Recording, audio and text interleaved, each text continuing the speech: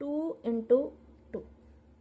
ये एक बहुत मजेदार चीज है कि अगर इसके ऊपर एक, मैं बच्चों को बहुत ही इजी लैंग्वेज में बताती हूँ कि अगर किसी नंबर के ऊपर छतरी लगी हुई है, राइट, इसे जेल में कंसीडर करती हूँ। क्या है ये? जेल है, ठीक है। और जेल के अंदर बहुत सारे कैदी हैं। अब ये कैदी जेल से बाहर तभी आ सकते हैं जब एक कैदी को बिल्कुल अपने जैसा वाला कैदी मिल जाए, तो वो उसका हाथ पकड़ के आराम से बाहर आ सकता है, ठीक है।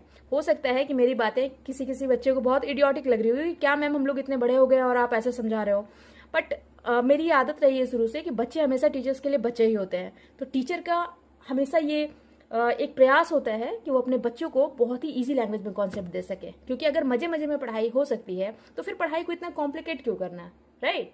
चलिए, तो देखिए, ये एक जेल है, इस जेल के अंदर 2 कैदी हैं, 2 और 2, ठीक है, एकदम हूबहू कैदी। तो ये क्या करेंगे? आपस में हाथ मिलाएंगे और बाहर निकल जाएंगे, राइट। अब आप खुद से सोचो, दोनों कैदी बाहर निकल चुके हैं, तो इस जेल के अंदर बचा कौन? कोई नहीं। तो जब जेल के अंदर कैदी ही नहीं है तो जेल तो ऑब्वियसली बंद ही होगी ना, तो जेल हट गई। अब ये क्या बचा? 2, राइट। आगे चलते हैं। अब आप यहां पे देखो, अगर मैं बात करूं √3 × √3, अब आप बताओ, अगर स्कूल वाले कॉन्सेप्ट के हिसाब से चलते हो कि बच्चे √3 और √3 आपने देखा, मैम इसका आंसर 3 होगा, चलो ठीक है 3 होगा। बट अगर आपसे कोई कॉन्सेप्ट के साथ पूछे कि √3 और √3 कैसे होता है, तो आप उसको क्या बताओगे कि ये √3 और ये √3 आपस में क्या हो जाते हैं? गुना हो जाते हैं। और ये 3 और 3 का पेयर मिला तो ये 3 कहाँ आ गए? बाहर हो गए। दैट्स वाई इसका सोल्यूशन क्या होता है? 3, ठीक है, ओके। चलिए, अभी मैं आपको गुना करने के लिए दे रही हूं 2√2 × √4, राइट। अब ये एडिशन वाला दिमाग यहां मत लगाइएगा। कौन सा एडिशन का दिमाग?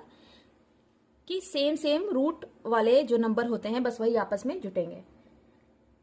जब बात आती है मल्टीप्लिकेशन की, तो सेम रूट वाले अगर नंबर नहीं भी होते हैं फिर भी उनके अंदर मल्टीप्लिकेशन होता है।